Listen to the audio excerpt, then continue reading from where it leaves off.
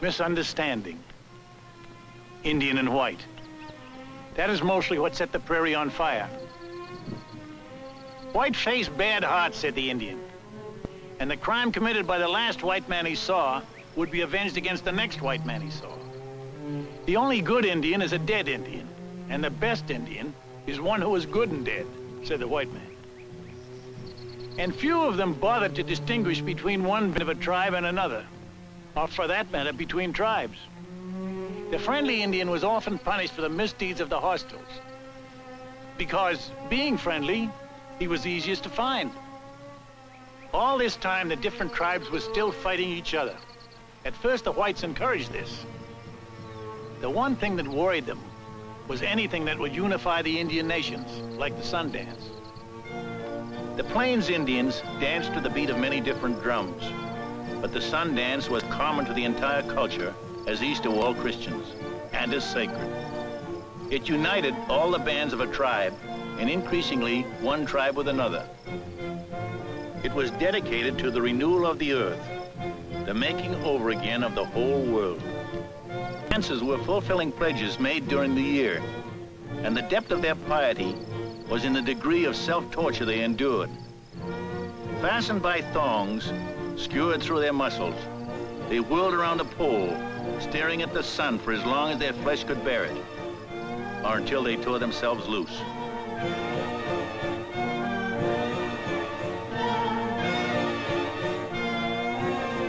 The dancers' endurance brought honor to them and divine favor to their people. But the whites, horrified at this paganism, were also concerned lest the Sundance Lodge become a rallying point, and they hastened to press their own religion on the Indian.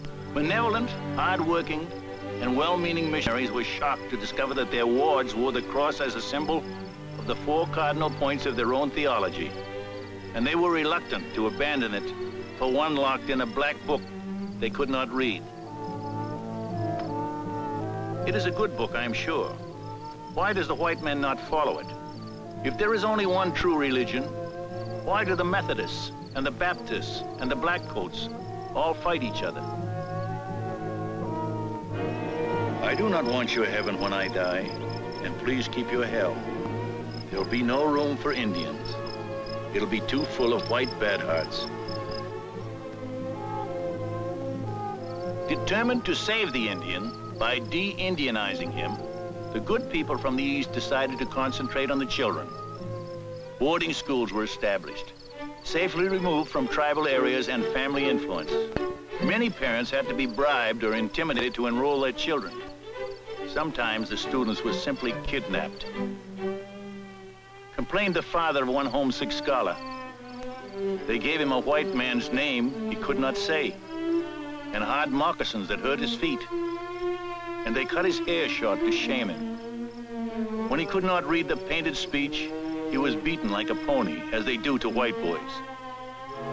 My son will have to learn all over again how to be an Indian when he returns to my lodge. But where would the lodge be? Tribal hunting grounds were being platted out into municipal lots, and where there had been prairie dog towns, cities sprang up. The architecture was outhouse provincial, but each one bragged it was the Athens of the prairie. The bees had built hives and were ready to sell honey. Trading posts had whetted the Indian appetite for anything tinged with white man's medicine, and the townsmen found him a pathetically ideal customer. There's some who'd swap a whole river bottom for a sum of beads and a bucket of axe heads. Taken as a single article, the Indian's not worth the salt to pickle his hide, though there is some profit in skinning him wholesale. Here, then, was another solution to the Indian problem. Teach them contempt for the things they had which were of value, and to covet the things they didn't need.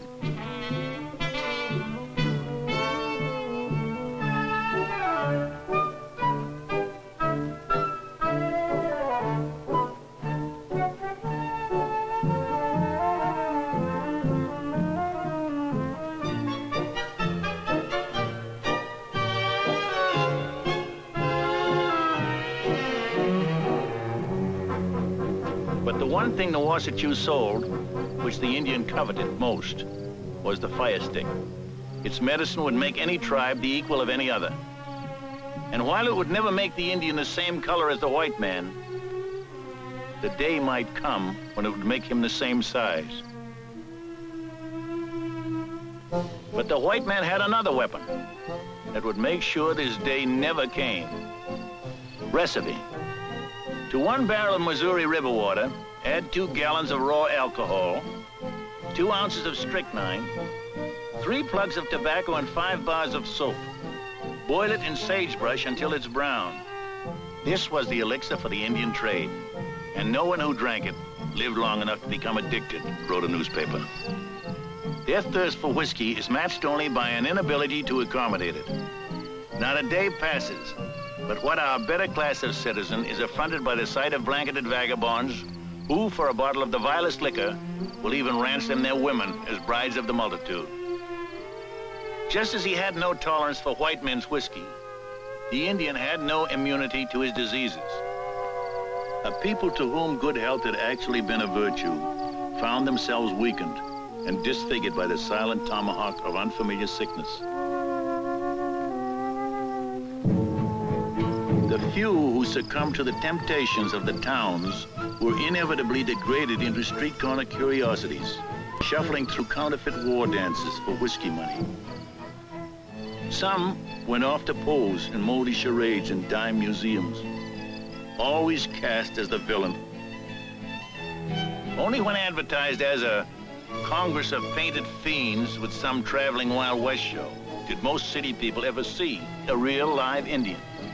They considered them, if at all, in the 1870s, with apathy, ignorance, and prejudice. If there was a place left in America for the Aboriginal American, it was hardly a place of dignity.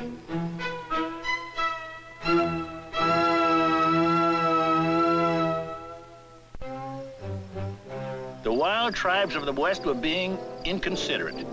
They refused to follow the buffalo into oblivion just to accommodate people who were only passing through.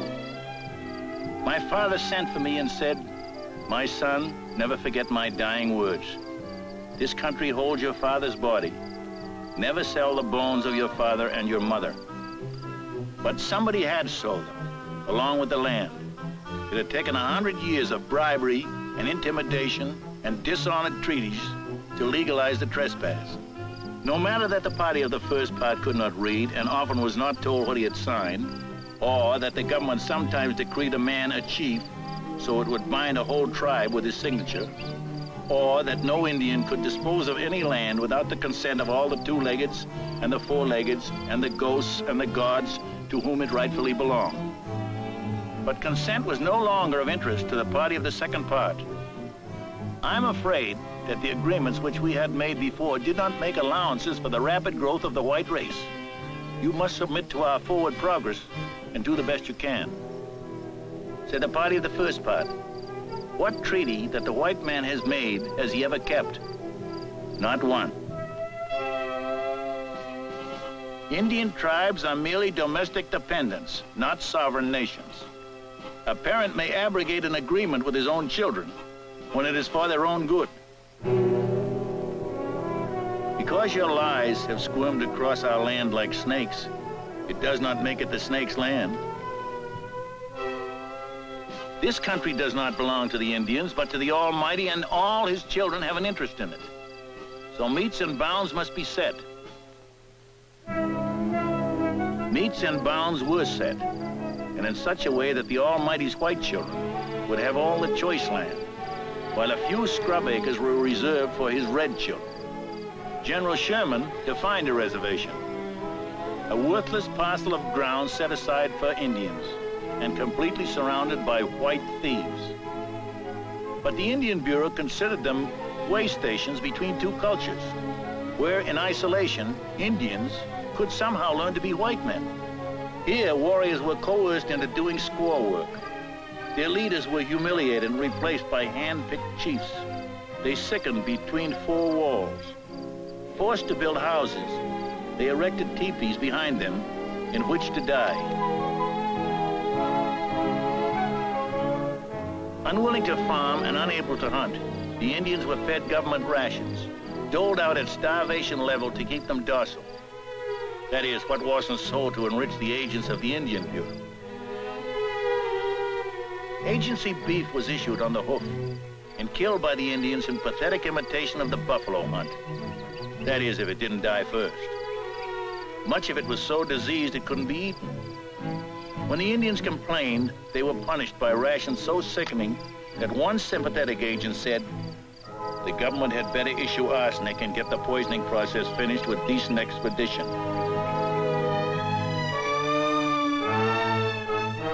Then the government ordered the Sundance Lodge torn down and gradually outlawed pagan ceremonies. For the first time since the Bill of Rights, free exercise of religion was being denied an entire people under penalty of federal law.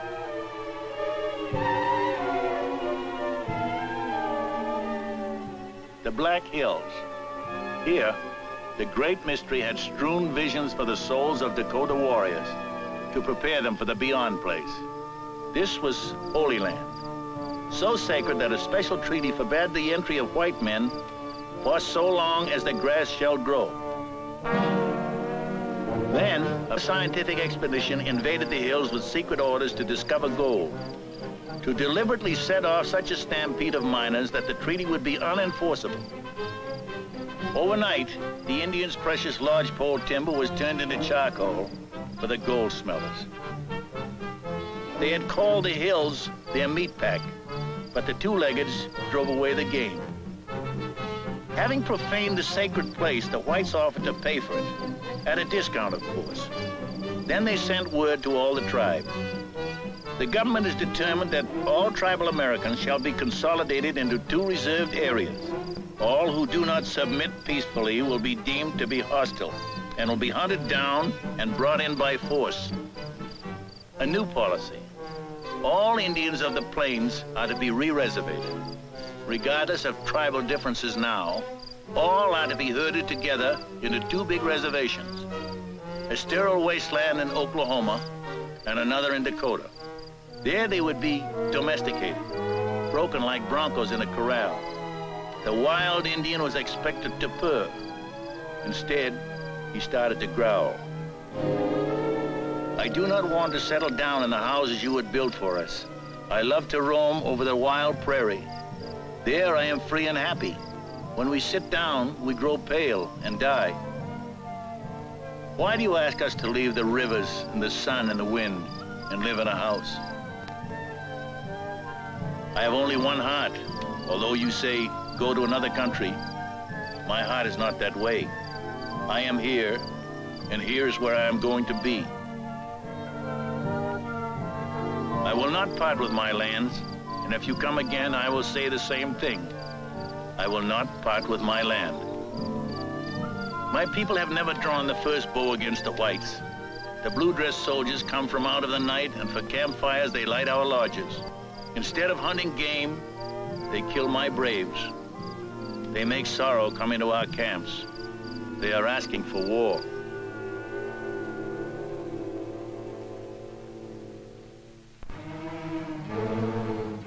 In the camp of the blue-dress soldiers, they were expecting war, but not asking for it. This truant chasing is at best an inglorious business, without any compensating advantage. But there would be advantage for one man, George Custer.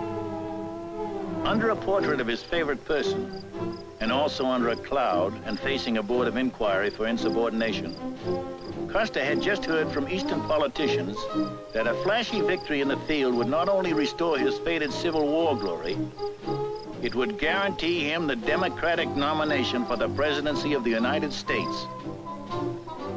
One man at least was anxious to hear the bugle call, boots and saddles. The call came, and with it, orders to round up some runaway Sioux under Sitting Bull. Refusing to be reservated, they had defiantly gone off buffalo hunting. June 1876, the 7th United States Cavalry slow-trotted off to search for some half-naked savages, who had also been described as the finest light cavalry in the world.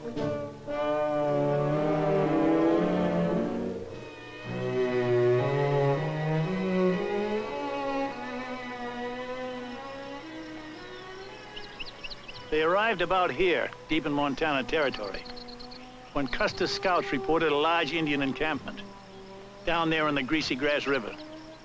To engage them here would have been a violation of orders. Instead, he was to report back to his superiors, who would dispatch a larger force to bring in the fugitives. But this would mean sharing the glory, and that was no way to get to be grandfather in Washington. Besides, Custer was afraid his troops had been discovered, and the Indians might escape. Anyway, a hunting camp never held more than a handful of warriors. So Custer decided to attack. He divided his command, and he sent 136 men under Majorino along near the bank of the river to hit the camp from the left.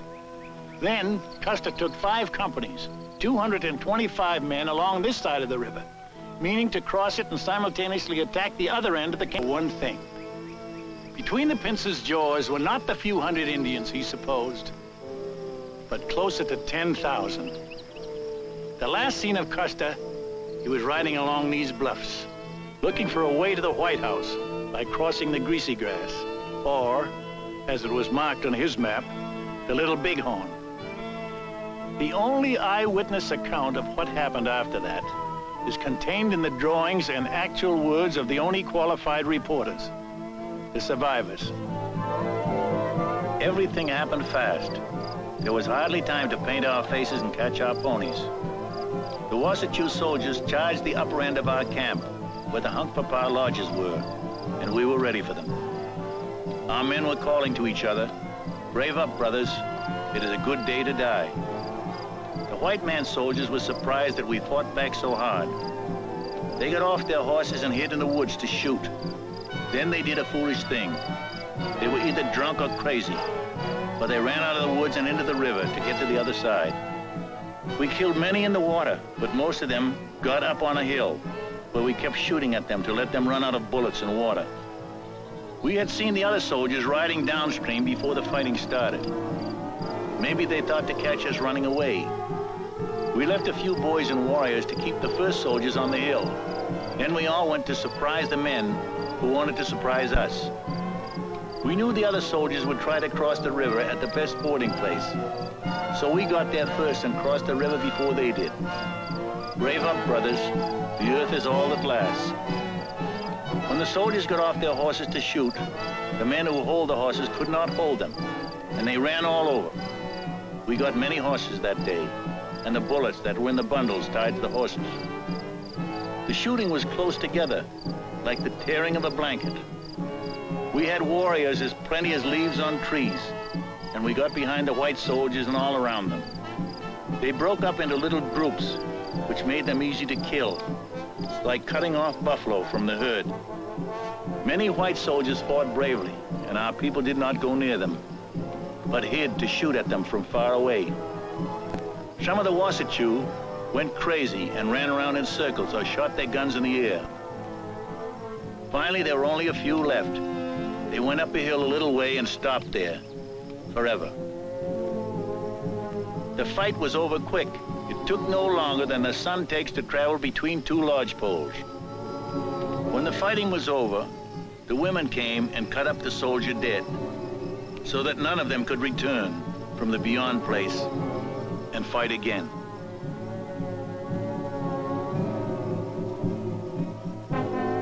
Our blood was hot, and we wanted to rub out the other soldiers on the other hill. But our chief said, "They are trying to live. Let them go. We have killed enough.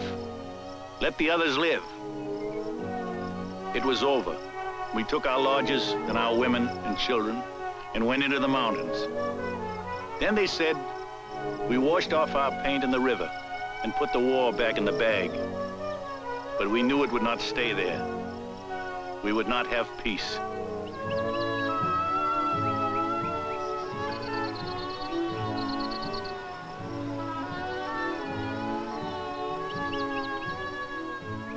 And they were right. They hadn't sought this battle. And all that the victory brought them was 12 years of a war they could not win.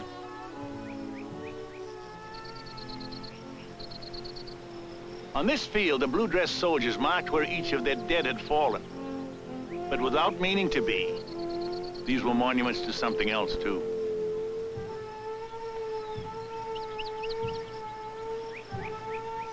They indicate the high water mark of a culture, a way of life. And they are the last milestones on the last journey of the people who were here first.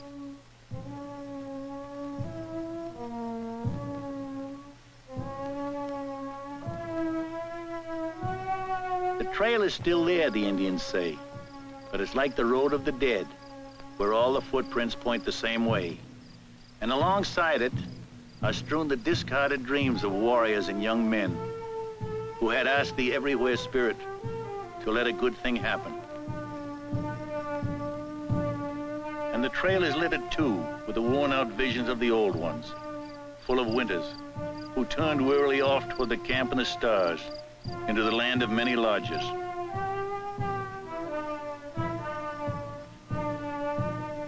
They say the trail is still there, dimly traced across the whole of the Great Plains by the poles of many pony drags.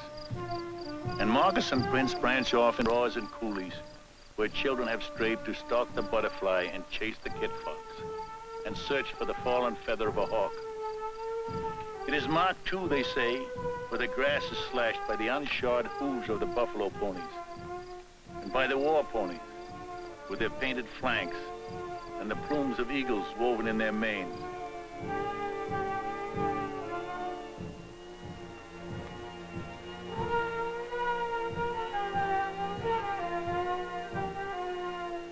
This is the way a people went, and a way of life. An old Indian reading the trail can still see it. It's in the flash of the firefly in the night, and the breath of the buffalo in the winter, and in our little shadow that runs across the grass until it is lost in the sunset.